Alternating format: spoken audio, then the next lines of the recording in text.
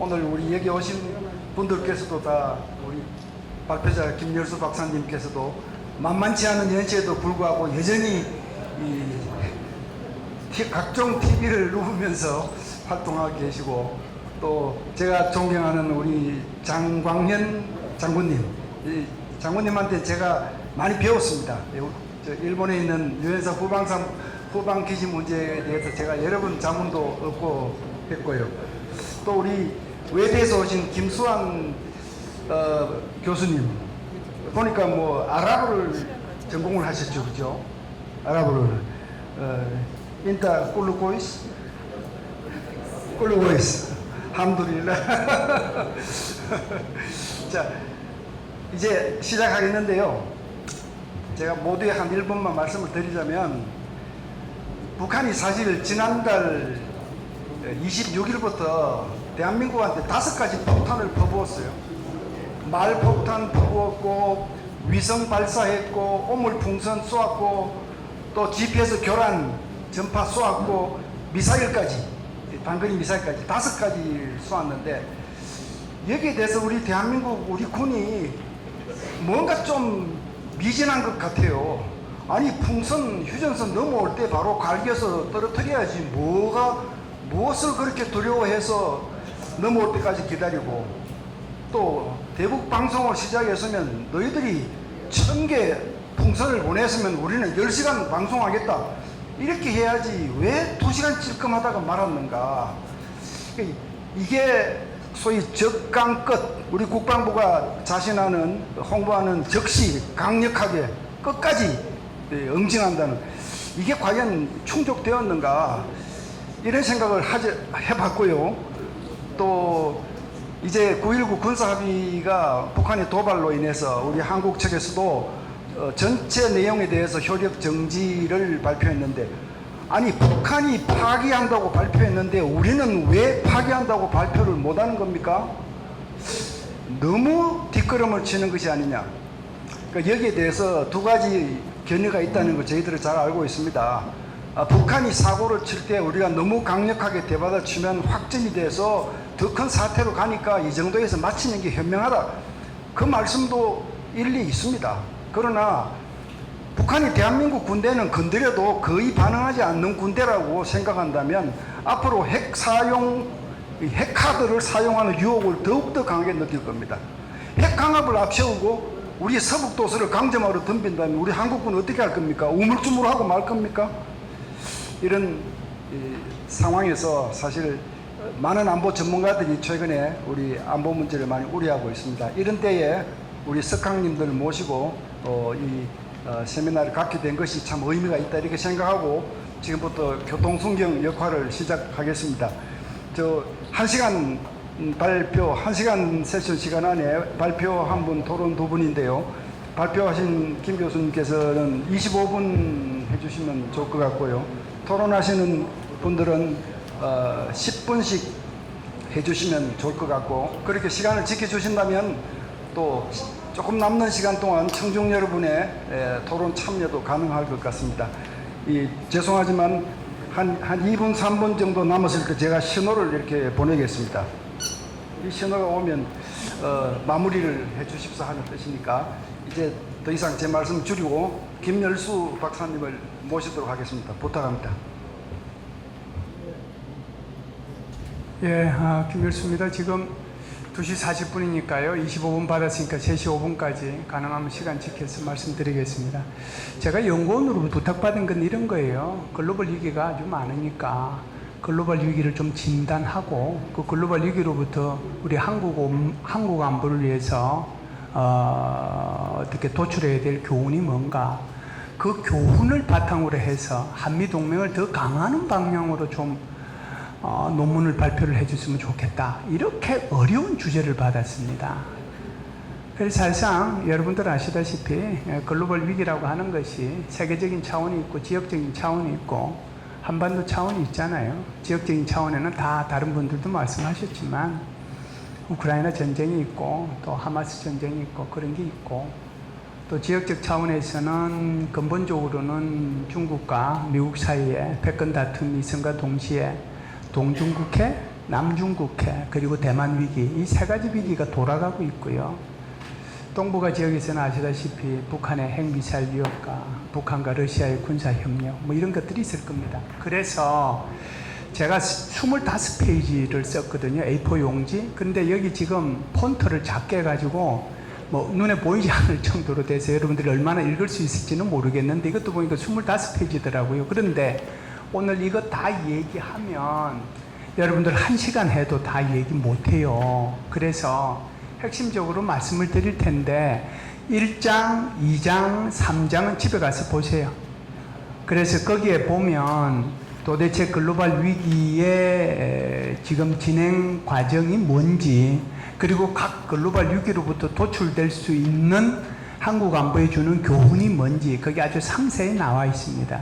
그래서 저는 그것을 바탕으로 핵심적으로는 우리 한미 동맹 쪽에 초점을 맞춰야 되는데, 오늘 그래도 여기 여러분들 오셨으면 뭔가 하나 얻어가야 되시지 않겠습니까? 그래서 트럼프 얘기 좀 많이 이렇게 하려고 합니다. 그래서 도대체 우리 한미 동맹을 이런 교훈을 통해서 강화해 나가야 되는데, 미국에서는 대선이 지금 진행 중인데 트럼프라는 소위 말하는 트럼프 포비아가 생기고 있는데, 이것이 과연 한국 안보에 어떤 의미를 주게 될 것이, 우리는 여기에 어떻게 대응해야 될 건가, 주로 저는 거기에 초점을 맞춰서 그것만 얘기 25분 동안 하겠습니다. 사실상 그 세계적 차원에서의 그 위기, 그리고 지역적 차원에서의 위기, 우리 한반도 차원에서의 위기가 공통적으로 주는 교훈이 있어요. 4가지입니다. 첫 번째는 이제는 유엔 안전보장이사회가 아무런 의미가 없어졌다. 유엔 안전보장이사회 결의안 통과가 안 돼요.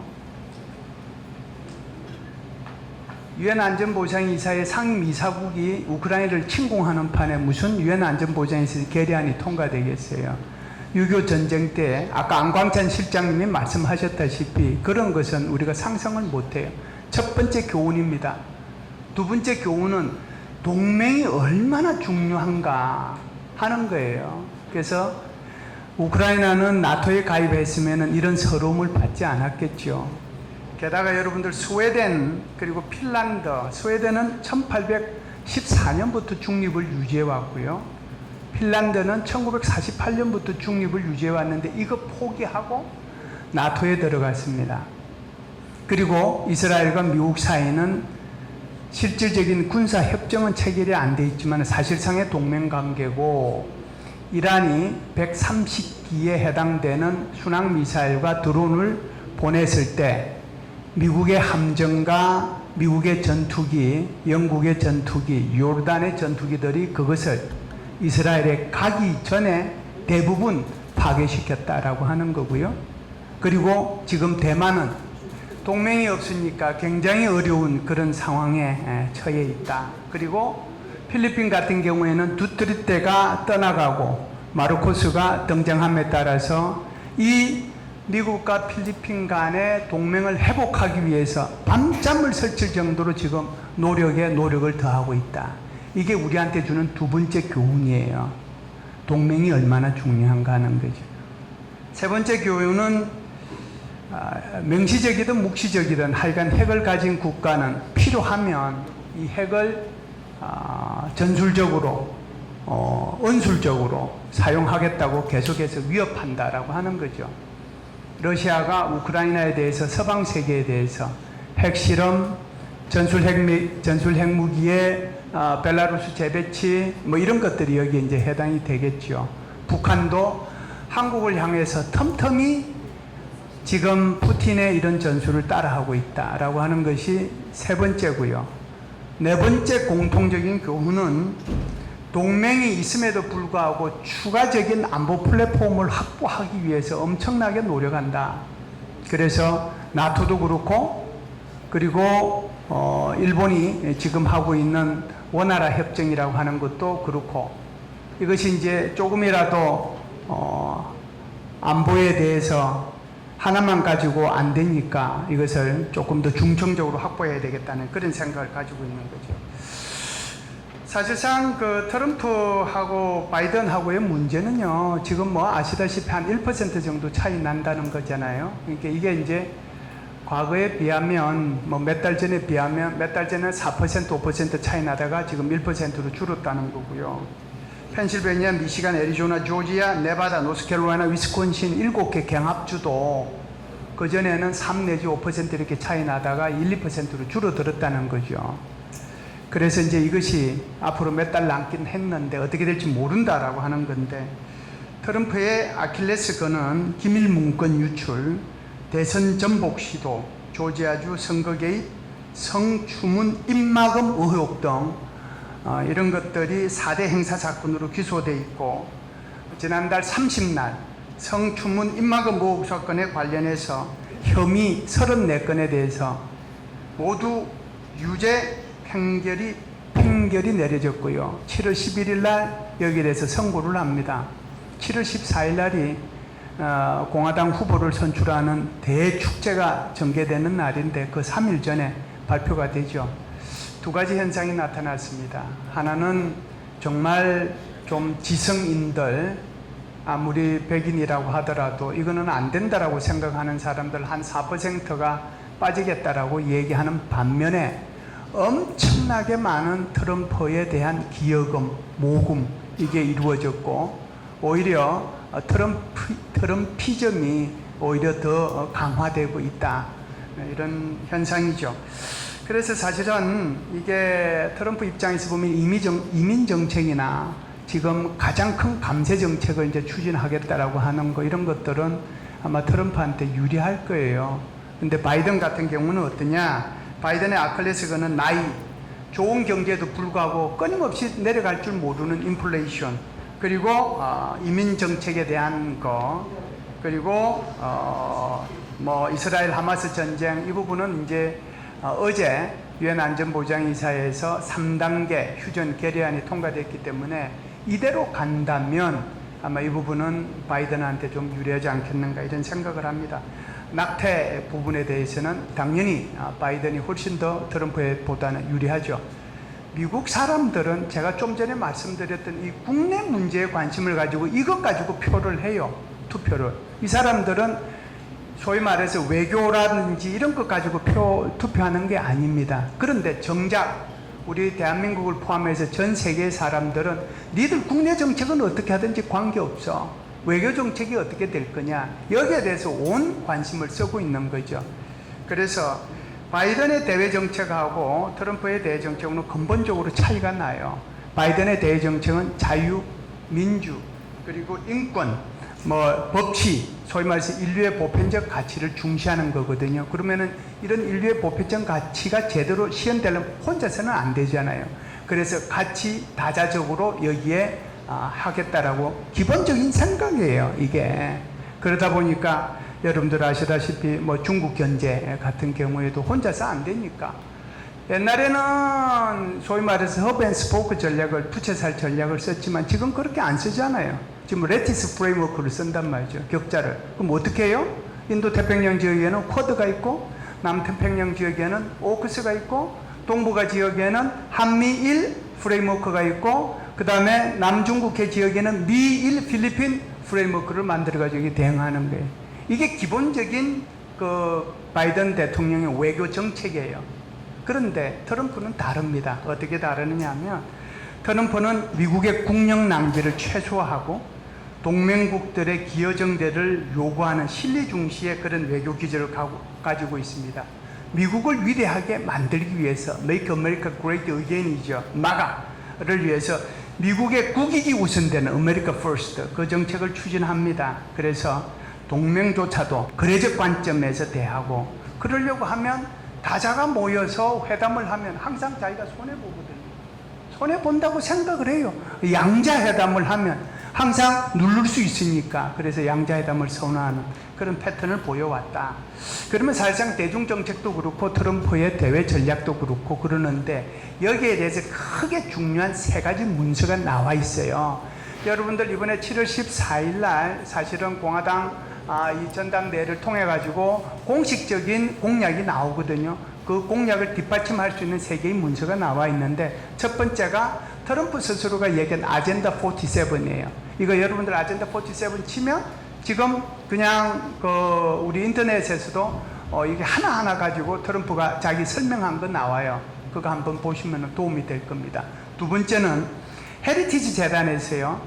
소위 말하는 보수 정부가 해야 될, 그러니까 제목이 재미있어요. 보수의 약속이라는 책이에요.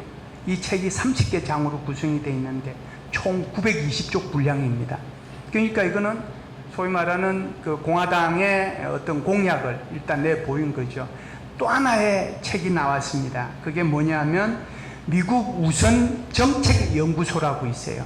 그 연구소가 해마다 사실상 이런 보고서를 발표를 하는데 이번 같은 경우에는 어떤 보고서냐면은 미국 안보에 대한 미국 우선주의적 접근이라고 하는 책이에요. 여기도 한 230종 분량인데 15명의 사람들이 참여를 했습니다. 그래서 이 세 가지 내용을 제가 핵심적으로 몇 가지를 나누어서 여러분들한테 말씀을 드릴 텐데요. 대중정책 차이 가지고 우선 좀 말씀을 드릴게요.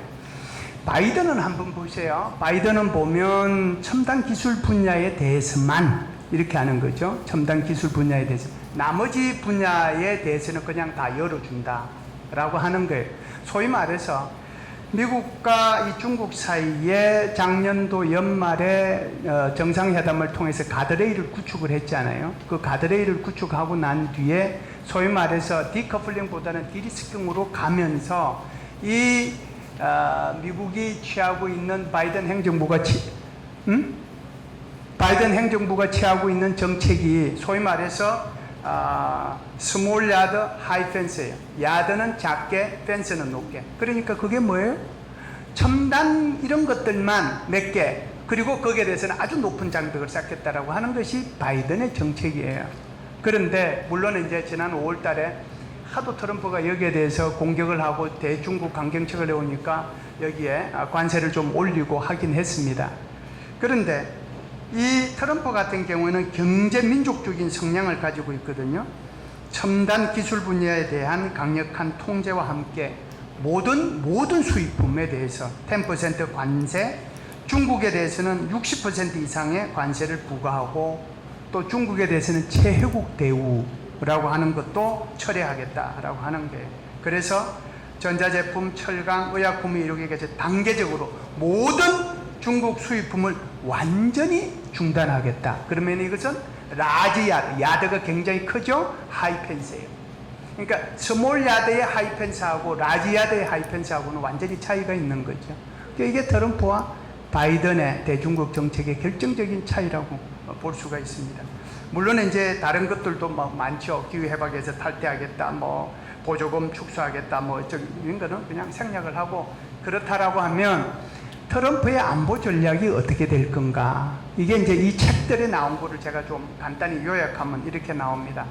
기본적으로요, 동맹국이 지역 안보를 수호하는데 전적인 역할을 해야 되고, 해당 국가가 재래식 방어를 주도해야 된다. 그리고 공통의 위협에 맞서서는 그 방위 분담 의지를 갖고 있어야 되니까 방위 분담은 많이 내야 된다는 얘기예요. 그리고 우크라이나가 러시아하고 평화회담에 임하면 그때서야 군사 지원을 하겠다라고 하는 거고요.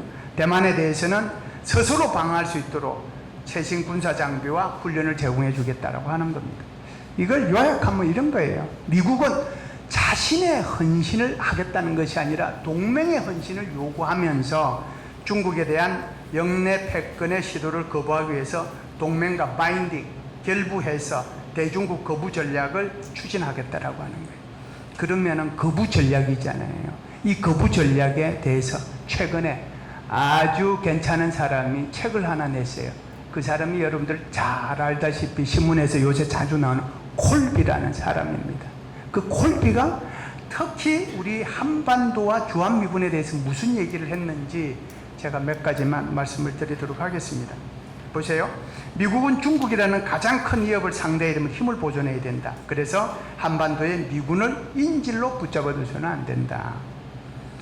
미국 전력 다수가 한국에 있으면 엄청난 선제 공격을 당할 수 있다. 한국은 북한을 상대로 자국을 방어하는 데 있어서 주되고 압도적인 책임을 져야 되고 한반도 유사시 미국이 대규모로 병력을 정원하는 현재의 한미 작전 계획은 수정할 필요가 있다. 그리고 전작권 전환은 일찍이 하되 한국이 안 받으려고 하더라도 전작권을 전환해야 한다 라고 하는 거고요. 그리고 마지막으로는 미국이 자국 도시들을 희생하면서까지 한국을 북한 핵 공격에서 보호하지 않을 것이기 때문에 한국의 핵 무장을 배제하지 않는다.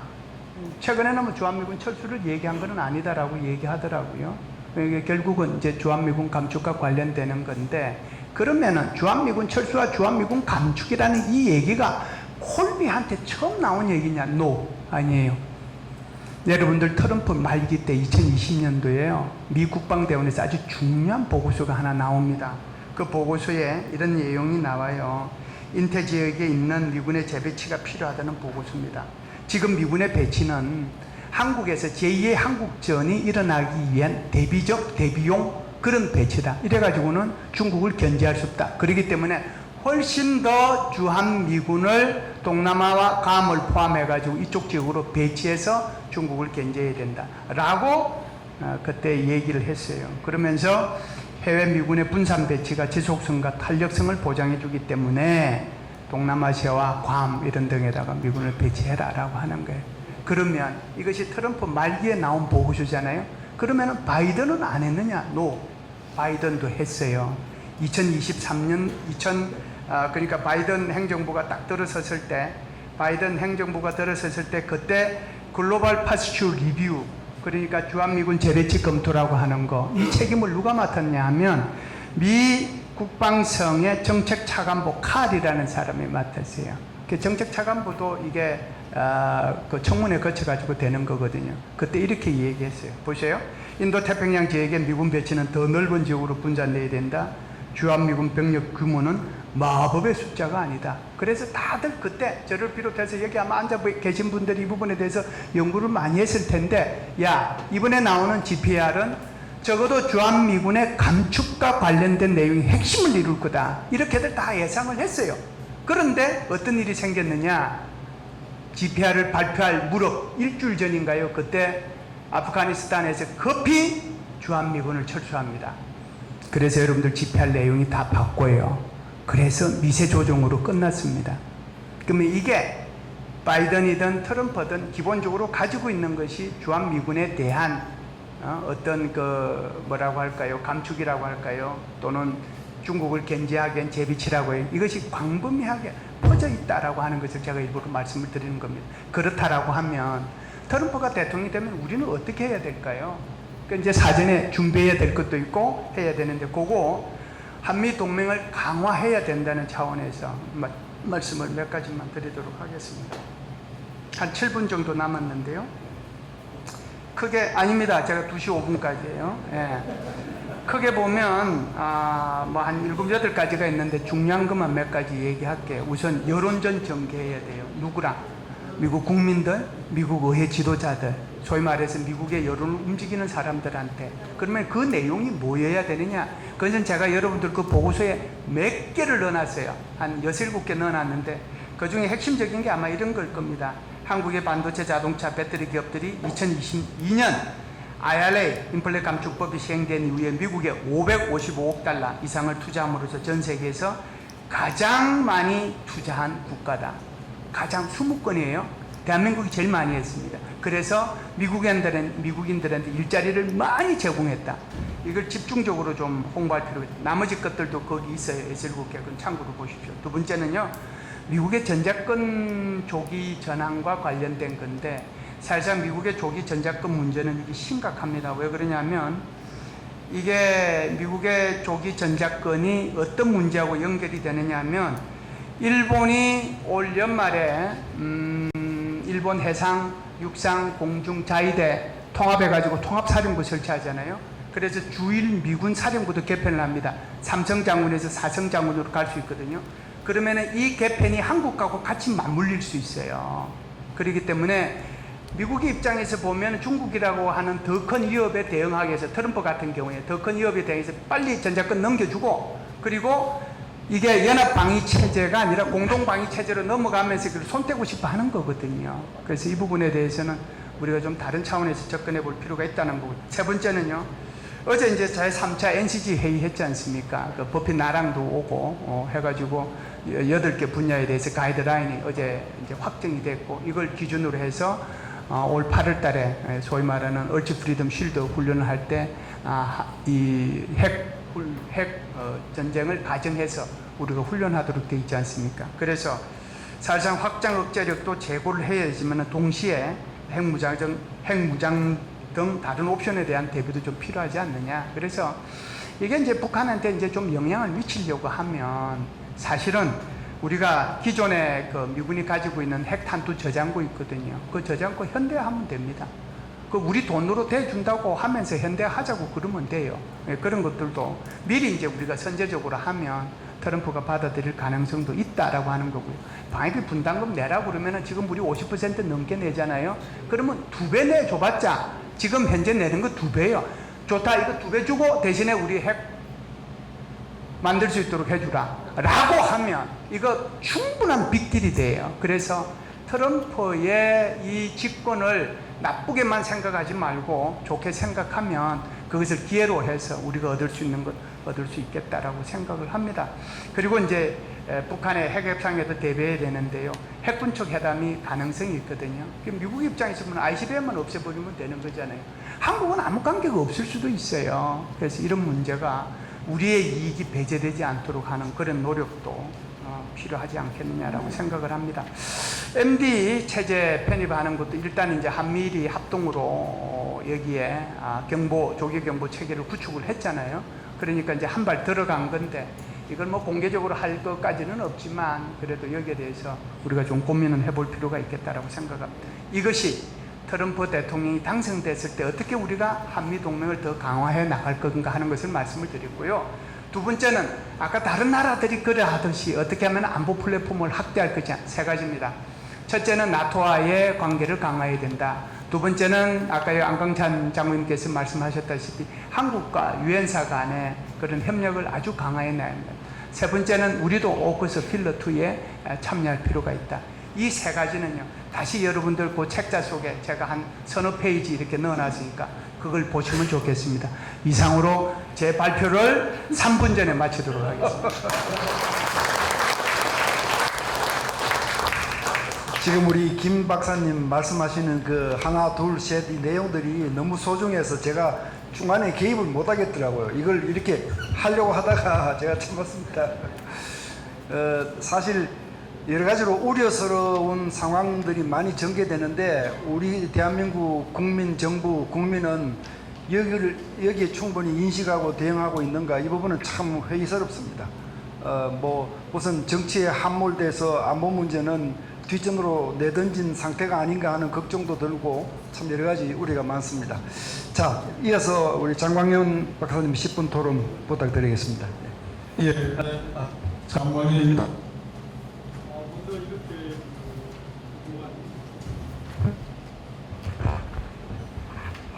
훌륭한 감사드립니다. 제가 존경하는 김현수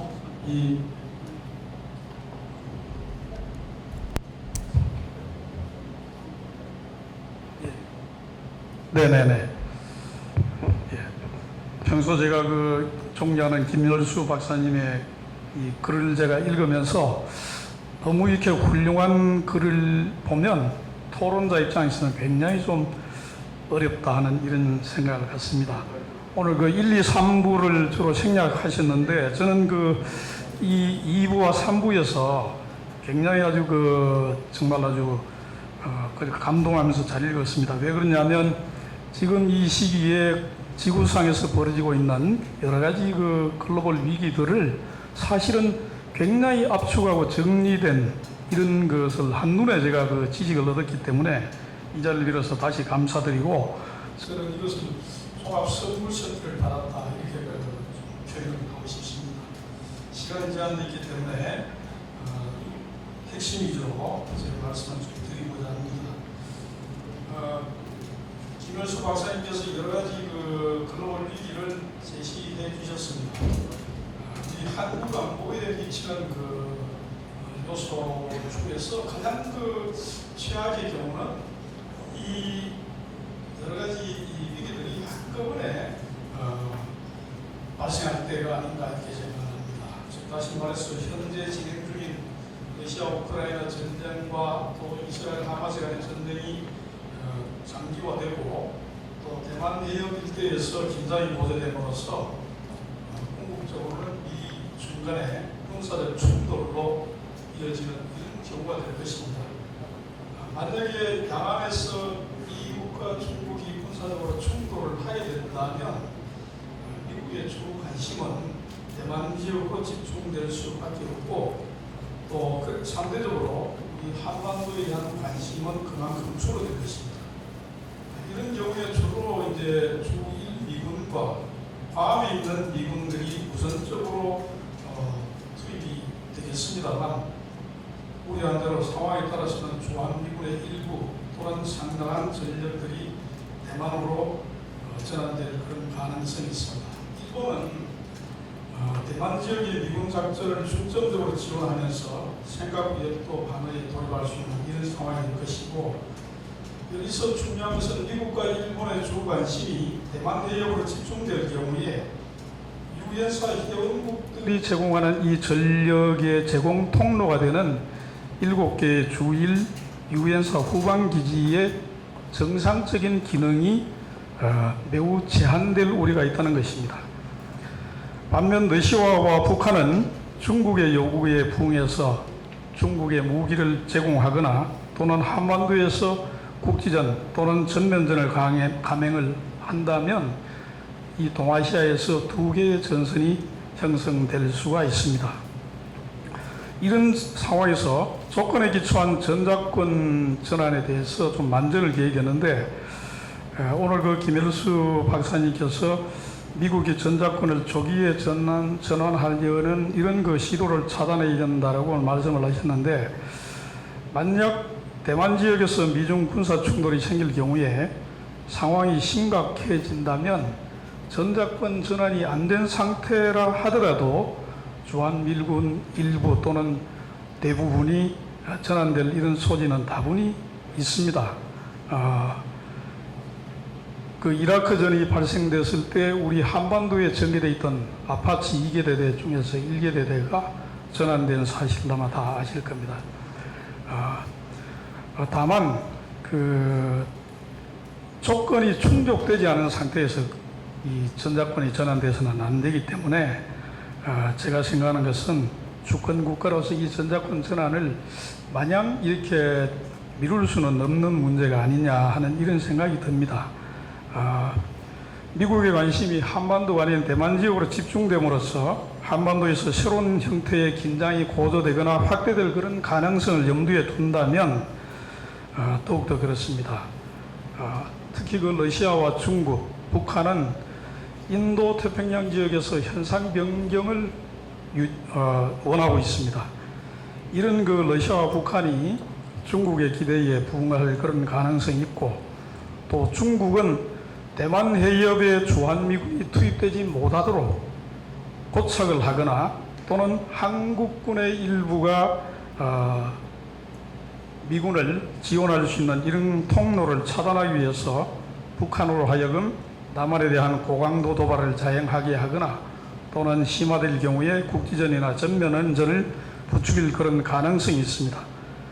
또 북한 입장에서는 주한미군이 상당한 전력이 대만 지역으로 전환되고 주1 미군 유엔사 이 전력들이 한반도로 전환될 수 없는 이런 상황에서는 대남 무력 적화 통일 포기로 오판할 수 있는 이런 가능성도 있습니다.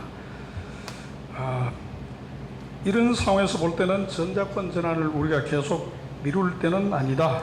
오히려 정부 차원에서 빠른 권 충족을 통해서 전작권 조기 전환을 힘써야 되겠다 하는 이런 생각이 듭니다. 추가적으로 개인적으로 볼 때 미국의 관심이 대만에 집중되듯이 중국 또한 북한에 개입할 수 있는 이런 여지가 적어지기 때문에 만약에 북한이 중국의 어떤 기대에 부응한다면 고강도의 도발 또는 국지전 정도가 될 것으로 생각하고 전면전을 유발할 가능성은 상대적으로 좀 적지 않다 이렇게 생각을 하고 있습니다. 다음은 그 북한의 핵위협에 대비해서 확장 억제력을 제고하고 핵무장 등 옵션을 준비하는 이런 차원에서 여러 가지 이제 대안들이 지금 뭐 많이 거론되고 있습니다. 핵 잠재력에 대한 확보 문제라든지 전술핵 재배치 또는 자체 핵무장 이런 건 다양한 옵션들이 있지만 가장 그 우려스러운 것은 사실은 우리 국내의 갈등입니다. 내부의 어떤 분열이 적보다 더 위험한 이런 상황들을 맞고 있기 때문이다. 근데 만약에 우리가 핵을 무장하거나 전술핵 배치를 하려고 한다면 한미 양국의 합의가 필수인데 사실 그 미국 정부가 적극적으로 이것을 허용할 가능성은 상대적으로 낮다고 봅니다. 왜 그러냐면 미일 동맹과 다르게 우리 한미 동맹은 정권이 교체할 때마다 많이 그동안 한미 동맹의 여러 가지 시험을 받았고 어려운 국면이 있었습니다. 미국 입장에서 핵을 승인해주고 핵을 가진 한국이 만약에 좌파 정권이 들어섰을 때 동맹을 등한시하고 친중 친북 노선으로 이렇게 그 지향한다면 참기 어려울 것 같습니다. 그래서 이런 것을 우리가 생각해야 되고 궁극적으로는 한반도 북한이 비핵화가 되는 것이 가장 맞습니다. 왜 그러냐면 우리가 한반도 평화 통일을 우리가 포기하지 않는 이상 한반도에 이 핵을 가진다는 것은 통일에 매우 저해한 그런 요소가 될 수 있다. 왜 그러냐면 통일 한국의 군사력이 현재보다 커진다면 주변국의 동의와 협조가 매우 어려울 것입니다. 그래서 이 문제에 대해서는 국가 간의 중요한 협의에 앞서서 우리 국내의 비준과 국내적인 합의가 선행되어야 된다 하는 것을 좀 말씀드리고 싶었고요. 그 다음에 뭐 한미동맹을 기반으로 한 안보 플랫폼을 제가 생략을 하고 제 그 유의물에 있습니다. 유엔사 문제는 뭐 저희 회장님께서 말씀하시고 많은 분들이 얘기했습니다만 사실 이 북중러 연대가 가소화되고 또 한미일 안보 공조가 이 첨예하게 대립하면서 유엔사에 대한 그 안보리의 어떤 그 이제 채택 가능성은 없기 때문에 사실 이 유엔 안보리 그 결의안 채택이 어렵기 때문에 이 유엔사의 가치는 더욱더 크다. 이렇게 제가 좀 말씀을 드리고 싶습니다. 일부 그 이제 발제문에서 원활한 협정을 말씀하셨는데 이 원활한 협정을 우리가 개별 국가와 체결하는 것은 굉장히 좀 시간적으로 많이 걸립니다. 과거에 일본 정부와 유엔사가 이 협정을 체결을 하고 그 다음에 회원국들이 공동 서명한 이런 경우가 있기 때문에 우리 마찬가지 유엔사와 한국 정부가 원활한 협정을 체결하고 회원국들이 거기에 공동 서명하는 방식이 좋을 것 같습니다. 나머지 부분들은 제 유의물은 보면 될 것 같습니다. 마치겠습니다.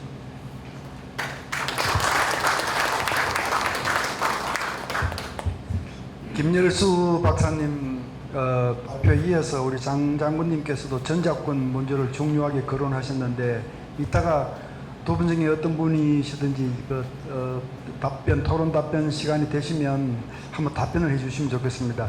북한만 핵을 가지고 남한이 소위 핵 비대칭 상태에서 전작권이 분리되는 것이 그게 대한민국한테 얼마나 위험할 수 있는가, 이 문제에 대한 이 굉장히 근본적인 문제인데 이따가 시간 되면 좀 답을 해주시기 바라고. 잊어버리기 전에 장 장군님한테 우리 국민들이 궁금하게 생각하시는 질문이 하나 있어서 제가 이제 대신 좀 드리려고 하는데, 우리 9.19 군사합의 2조에 보면요, 이 비무장지대를 평화지대로 남과 북이 협력해서 바꾼다는 조항이 있습니다. 그런데 비무장지대는 유엔사가 지금 정전 역할을 하고 있는 유엔사 관할 지역 아닙니까? 그럼 제가 얼핏 보기에는 그 조항이 유엔사의 권한을 침해하는 소위 상충이 되는데, 그게 어떻게 지적도 되지 않고 그냥 넘어갔는지 잘 모르겠어요. 남과 북이 협력해서 비무장지대를 평화지대로 바꾼다. 그러면 유엔사는 어떻게 되는 겁니까? 그러니까 이 업무 상충 문제라든지 이런 문제에 대해서 혹시 정리하신 생각이 있으시면 나중에 좀 알려주시면 좋겠습니다. 예. 자, 우리 교수님, 김 교수님 10분 부탁드리겠습니다. 네네, 안녕하세요. 한국외대 김수환입니다.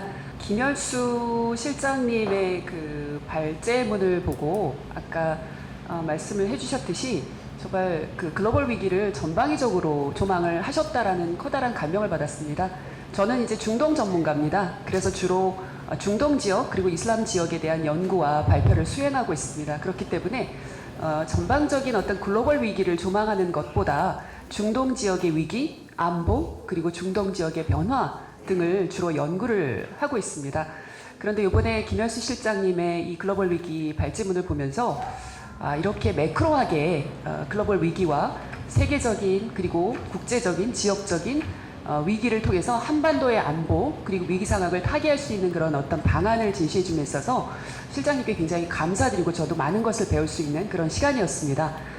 저는 말씀드린 대로 중동 학자이기 때문에 저는 글로벌 위기라는 어떤 전방위적인 그런 관점보다는 중동 지역에 대한 관점으로서 김열수 실장님의 그 발제에 대한 토론을 좀 하도록 하겠습니다. 일단 다행스럽게도 우리 김열수 실장님께서 시간이 없어서 이스라엘 하마스에 대한 자세한 얘기는 안 해주셨어요. 그래서 제가 좀 말씀드릴 어떤 여지가 조금 있는 것 같습니다. 이스라엘 하마스 사태가 작년, 즉 2023년 10월 7일에 발생했습니다. 그래서 많은 언론에서 아마 평상시에 잘 접해보지 않으셨던 분들도 이스라엘 하마스 사태를 통해서 이스라엘 팔레스타인 문제에 대한 어떤 심각성, 그리고 이것이 왜 해결되어야 되는지, 해결되지 않으면 중동 지역에 평화가 올 수 없다는 어떤 절실함을 많이들 깨달으셨을 것 같습니다. 그런데 이스라엘 하마스 사태가 몇 가지 특징이 있습니다. 언론에서 많이 보도를 해서 제가 간단하게 말씀을 드리자면, 왜 이것을 다시 제가 말씀을 드리냐면, 이스라엘 하마스 사태를 통해서 방금 김열수 실장님께서 말씀해 주신 바대로 이런 글로벌 위기를 통해서 우리는 과연 무엇을 배우고 이것이 한반도 위기의 안보에 있어서 어떤 교훈을 삼아야 하는지를 우리가 짚어야 하기 때문에 하마스 이스라엘 사태의 특징을 다시 한번 짚고자 합니다. 하마스 공격이 공격 시점에 대해서 굉장히 중요한 의미를 갖는데요. 첫 번째가 유대교에서 초막절 직후에 안식일이 있습니다. 잘 아시다시피 유대인들은 안식일에 절대 아무 일도 안 합니다. 그런데 이런 어떻게 보면 허점 그리고 방심할 수 있는 시기를 하마스는 공격의 포인트로 시점으로 삼았다라는 것과, 그리고 10월 7일이 중동 지역에 있어서 이스라엘이 1948년에 지금 현 이스라엘을 건국함에 있어서 1차, 2차, 3차, 4차 중동 전쟁이 발생을 합니다. 이로써 이스라엘과 대아랍국가 간의 커다란 중동 전쟁이 발생을 하면서 특히나 4차 중동 전쟁이 발생한 1973년 10월 6일은 오일 샥, 그러니까 그 나머지 사우디를 비롯한 아랍 국가들이 석유를 무기화함으로써 저희도 굉장히 영향을 많이 받았던 그 유가 파동, 석유 파동의 시점이 되는 그런 중요한 시점이기도 했습니다. 그런데 그 10월 7일, 작년 10월 7일은 바로 제4차 중동전쟁 발발 그 다음 날이었다는 어떤 하마스의 의미를 부여하는 중요한 공격 시점이었다라는 것도 의미가 있을 것 같고요. 그리고 또한 또 다른 공격의 시점은요, 이 하마스가 지난 2년, 즉 2023년 10월 7일 공격 이전 2년 동안 굉장히 평화로운 제스처를 쳤다는 겁니다. 훈련도 굉장히 그냥 루틴한 정기적인 훈련처럼 보여지게 만들었고, 어떻게 보면 이스라엘에게 방심을 허용할 수 있는 그런 어떤 그 인지전을 폈다라는 그런 기만전을 폈다라는 그런 여러 가지 의미가 있을 수 있겠습니다. 또 다른 이 이스라엘 하마스 사태의 특징으로 보면은요, 이스라엘의 내부적인 굉장히 문제점이 많았던 그런 상황에서 이 공격을 감행했다는 겁니다. 이스라엘 내부 불안한 국내 정세를 적극적으로 이용했다는 건데요. 네탄야후 총리가 다시 총리로 재집권하면서 사법부 무리한 개혁을 감행했죠. 그렇기 때문에 이것에 대한 어떤 국내 불만이 증가되는 그런 상황이었고요. 심지어 예비역 장성이라든지 아니면 정보기관의 수뇌부 등조차 반대하는 그런 국내 불만이 폭발한 상황에서 이 안보나 어떻게 보면 보안 시스템의 허점을 고스란히 드러난 상황이 바로 이 이스라엘의 그 하마스 공격에 대한 방어 실패로 그대로 노출이 되었다라는 것도 이제 특징 중에 하나겠습니다. 그리고 김열수 실장님께서 상당히 자세하게 원고에서 언급해 주셨는데요. 이 이스라엘 하마스 사태는 공격은 기습전, 집단전, 인지전, 그리고 인질전의 특징을 가지고 있습니다.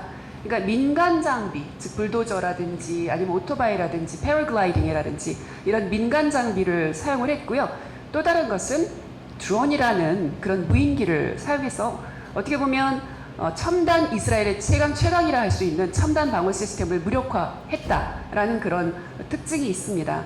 그래서 결국은 이러한 상황은 이스라엘의 방심 그리고 이스라엘이 과신하고 있었던 첨단 장비에 대한 그리고 국내 정세의 불안 등으로 이 하마스 공격이 성공할 수 있는 요인이 되었지만 이 또한 이스라엘이 방어를 하지 못한 어떻게 보면 실패의 원인이 되기도 했다라는 특징이 있습니다.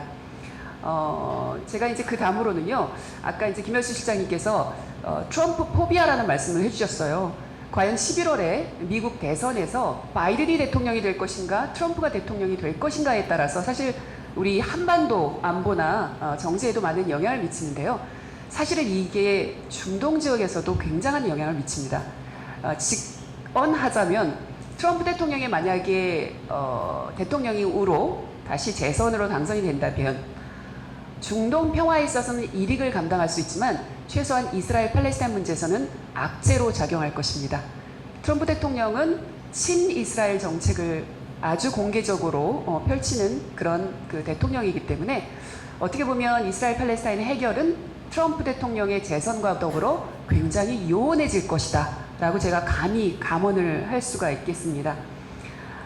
미국의 대정책 중에 중심이 되는 것이 대중동 정책입니다. 그래서 미국의 행정부가 바뀔 때마다 저희가 눈여겨보는 것은 과연 이 대통령은, 이 행정부는 대중동 정책을 어떻게 펼칠 수 있는가라는 것입니다.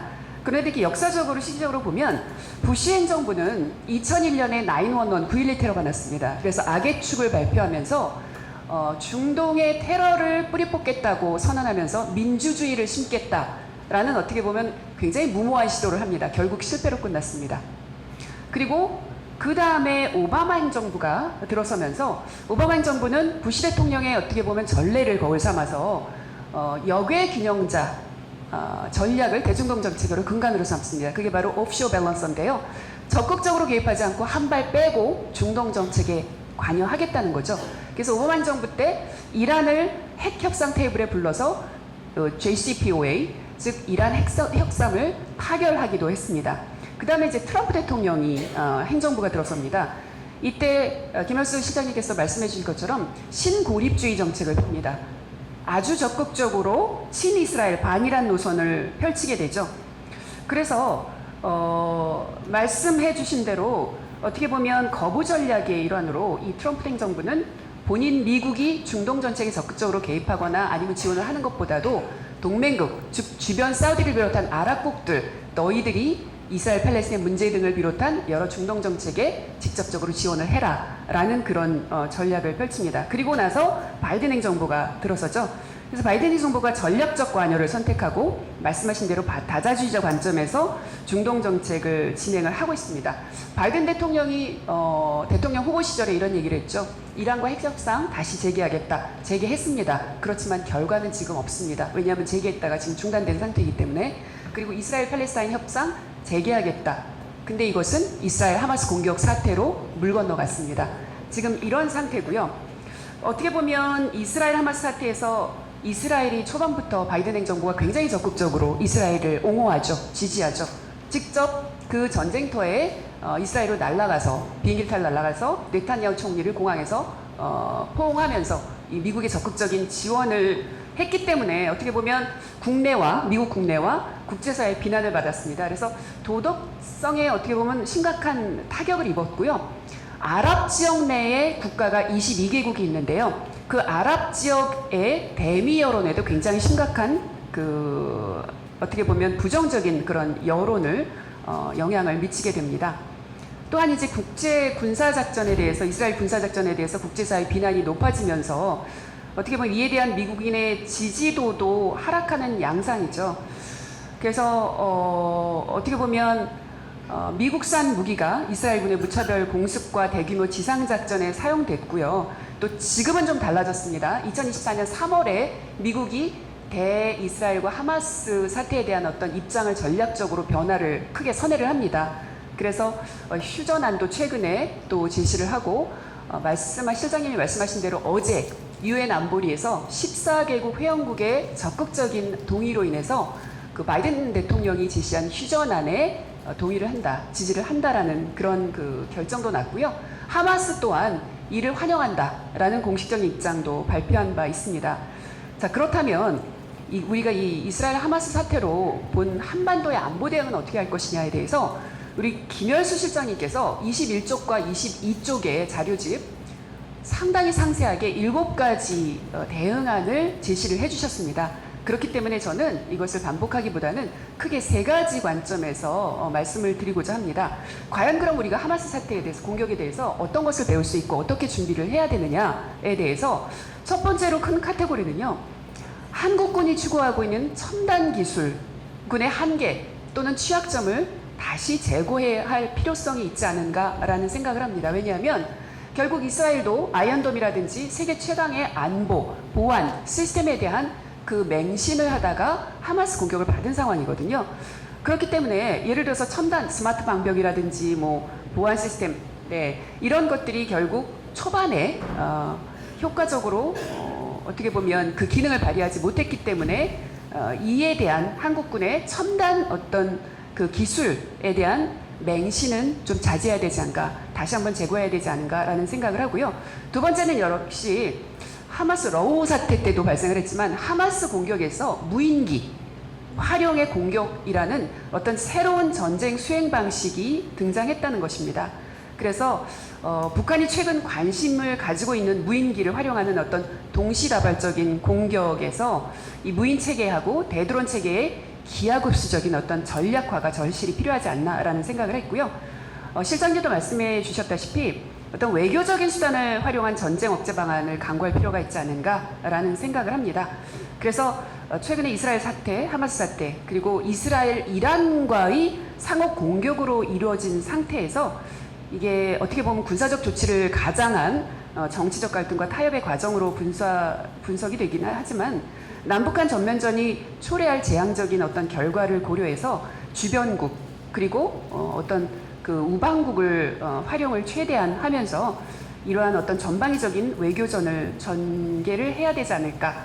아까 안광찬 회장님께서 말씀하셨다시피 유엔사 회원국 간의 어떤 그 결성, 어떤 동맹 이런 것도 필요하지 않을까라는 생각을 합니다. 이상입니다. 감사합니다. 네, 시간을 더 많이 들이지 못해서 죄송했습니다. 아까 제가 이 어줍잖은 아랍어를 한두 마디 했는데 사실 우리 교수님은 아랍어를 전공하신 분이고 저는 젊을 때 카르툼에 1년 살아서 그때 배운 거 가지고 이제 제가 도전을 했는데 이게 옛날에는 이런 걸 가지고 뭐 공자님 앞에 문자 썼다 이렇게 하는데 요즘은 말이 바뀌었더구만요. 포크레인 앞에서 삽질했다. 뭐. 근데 중요한 건 제가 바로 알아들었습니다. 감사합니다. 자, 대한민국! 화이팅!